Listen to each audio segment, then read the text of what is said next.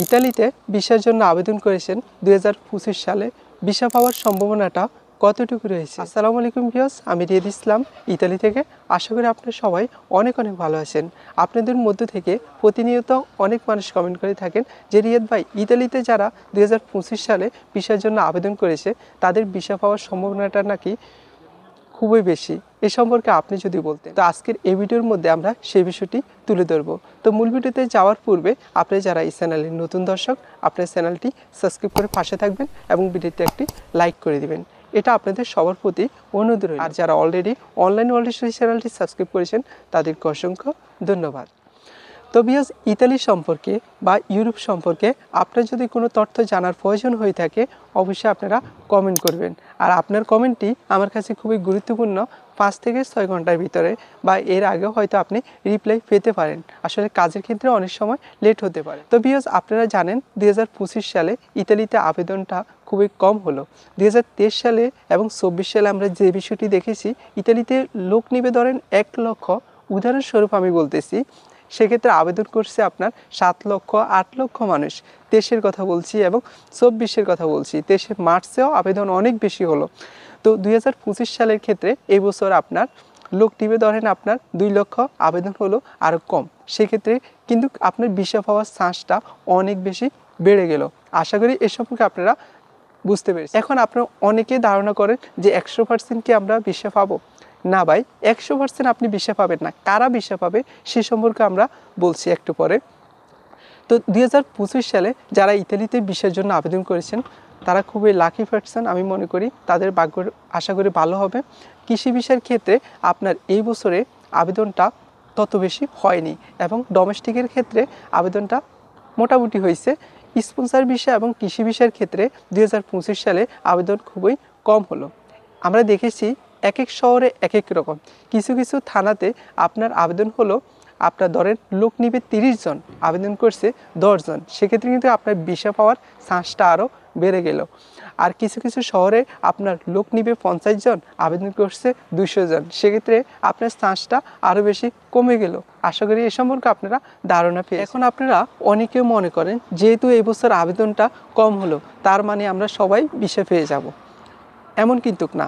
আসলে বিষয়টা মূলত পাবে একজন মালিক। মানে আপনার আবেদনটা আপনি হয়তো আপনার বোনের মাধ্যমে বা কাজিনের মাধ্যমে, আত্মীয় স্বজনের মাধ্যমে ইতালিতে ভিসার জন্য আবেদন করেছেন। উনি আবার আবেদন করেছিলেন আরেকজন মানুষের মাধ্যমে, যার মাধ্যমে মূলত আপনার আবেদনটা করা হলো। তার ডকুমেন্টগুলো অনেকভাবে চেক করা হবে, তার ট্যাক্স রিসিট, মানে সব কিছু ডকুমেন্ট কন্ট্রোল করা হবে। ওই ডকুমেন্টগুলো চেক করার পরে যদি সব কিছু অ্যাকুরেট থাকে এবং আপনার আবেদনটা খুব তাড়াতাড়ি হলে তো আপনি তাড়াতাড়ি নুলস্থা পাবেন, তাড়াতাড়ি চেক করা হবে, এটা সবাই জানেন। তো সেক্ষেত্রে কিন্তু আপনার ভিসা পাওয়ার সম্ভাবনাটা অনেক বেশি বেড়ে যাবে। তবে হ্যাঁ, আপনার মালিকের যদি ডকুমেন্টের মধ্যে কোনো সমস্যা থাকে সেক্ষেত্রেও তাদেরকে সতর্ক করা হবে বা SMS করা হবে, মেল করা হবে, ফ্যাকের মধ্যে মূলত তাদেরকে জানিয়ে দেওয়া হবে। যদি তার ওই ডকুমেন্টগুলো ঠিক করা হয়ে থাকে, ওই যে সমস্যাগুলো তার ধরবে মূলত, ওই সমস্যাগুলো যদি সে পরবর্তীতে ঠিক করে থাকে সেক্ষেত্রেও কিন্তু আপনার নুলস্থা ওঠার সম্ভাবনাটা থাকবে। এই মালিকগুলোর একেবারে ডকুমেন্টগুলোর মধ্যে সমস্যা থাকবে, তারা মূলত আপনারা নুলস্থা পাবেন না। সুতরাং আপনার আবেদন যদি সঠিক কোনো মালিকের অধীনে যদি আবেদন হয়ে থাকে 2025 সালে, সেক্ষেত্রে আপনার ভিসা পাওয়ার সম্ভাবনাটা অনেক বেশি রইল, অনেক বেশি। 25 সালে যারা আবেদন করছেন, আমরা জানি 24 সাল 23 সাল ওইসব ক্ষেত্রে আপনার ঠিকমতো আপনার বিষয় দিচ্ছে না, এরকম হয়ে থাকে আর কি। তবে 25 সালের ক্ষেত্রে আপনি যদি আবেদন করে থাকেন সেক্ষেত্রে আপনি ভিসা পাওয়ার সম্ভাবনাটা অনেক বেশি রয়েছে, অনেক বেশি। আর ইতালিতে ভিসা পাওয়ার সাথে সাথে আরেকটা কথা আপনাদেরকে বলা উচিত যে আপনাদেরকে কেউ যদি বলে আপনার নুলস্থা উঠছে, আপনি সব কিছু আগে মানে আসা যে খরচটা এটা আপনারা দিয়ে দেন, এই ভুল কখনোই করবেন না। আসলে আমরা জানি ইতালিতে নুলস্থা পাওয়ার পরও অনেক মানুষ কিন্তু ইতালিতে আসতে পারে না, এরকমও কিন্তু আমরা দেখেছি। সুতরাং আপনি সব কিছু একসাথে সব কিছু করে দিবেন এমন না, আপনি ইতালিতে আসার পর সব কিছু একসাথে সম্পূর্ণ করবেন। মানে আসার যে খরচটা এটা সম্পূর্ণ ইতালিতে আসার পরে আপনি দিবেন। এর আগে আপনি সামান্য কিছু দিয়ে তার সাথে সামান্য কিছু দিতে হবে, যেহেতু সামান্য কিছু দিবেন, এভাবে আর কি।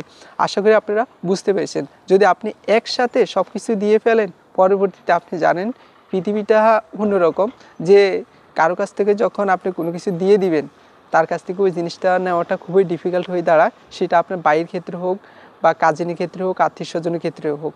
আর আত্মীয় স্বজনের ক্ষেত্রে তো আরও বেশি, কি বলবো, তাদের কথা বলে আর লাভ নাই। আত্মীয় স্বজনের ক্ষেত্রে তাদেরকে বলতেও পারবেন না, চাইতেও পারবেন না জোর করে, এটা আরেকটা সমস্যার মধ্যে মানুষ পড়ে থাকে। সুতরাং আপনারা যার মাধ্যমে আসেন না কেন ইতালিতে, অবশ্যই আসার পরে সম্পূর্ণ খরচটা আপনারা দিবেন। এর আগে সামান্য কিছু দিতে পারেন। আশা করি বুঝতে পেরেছি। তো ভিউয়ার্স, ভিডিওটির দ্বারা যদি আপনাদের কোনো হেল্পফুল হয়ে থাকে, আপনার ভিডিওটি শেয়ার করবেন। আর যারা এই চ্যানেলের নতুন দর্শক, চ্যানেলটি সাবস্ক্রাইব করবেন। এটা সবার প্রতি অনুরোধ রইল। তো সবাই ভালো থাকবেন, সুস্থ থাকবেন। আসসালামু আলাইকুম।